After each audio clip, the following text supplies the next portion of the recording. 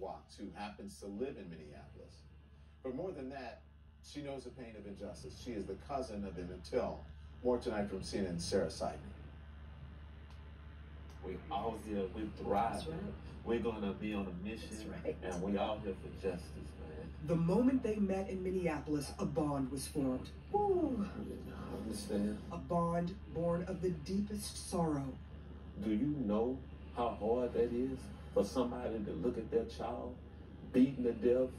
Do you know how hard it is for people to look at a person who has been tortured to death over 9 minutes? It's not right. Each experienced a violent death in the family that became a catalyst for civil rights in America. Philonise Floyd is the brother of George Floyd. Deborah Watts is the cousin of Emmett Till.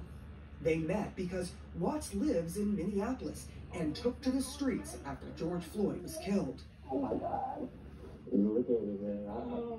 I think about that all the time. I think about Emmett, and I was like, Emmett was like, to me, like one of the first George Floyds that people just recognized, like they put him in the spotlight, but he didn't get justice. Didn't. Still hasn't. He still has. But we're still fighting. I don't want you to have this 66-year journey. I really don't. For Watts, the pain has spanned generations. Her 14-year-old cousin, Emmett Till, was murdered in 1955 by white supremacists.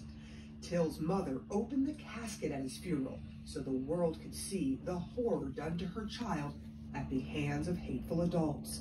And by making those efforts, opening Emmett's casket, showing the world what his 14-year-old body looked like with a 75-pound cotton gin fan tied around his neck with barbed wire after being thrown into the Tallahatchie River, she exposed to the world.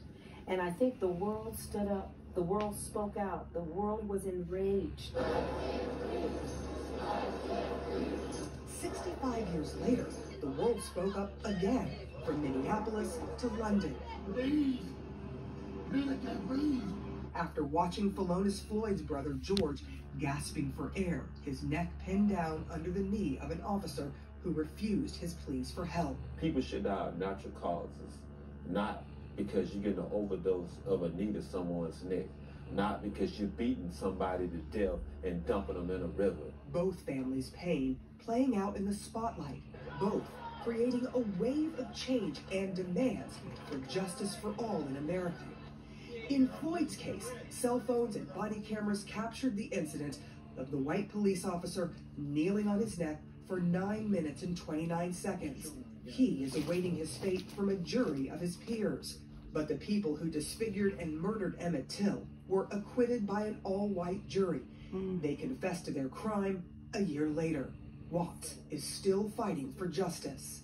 This is what you're going to do. It does carry some disappointments, but it also carries a lot of hope. Justice is going to be served in George Floyd's case. Whether it's in the courtroom or outside of the courtroom, justice is going to be served.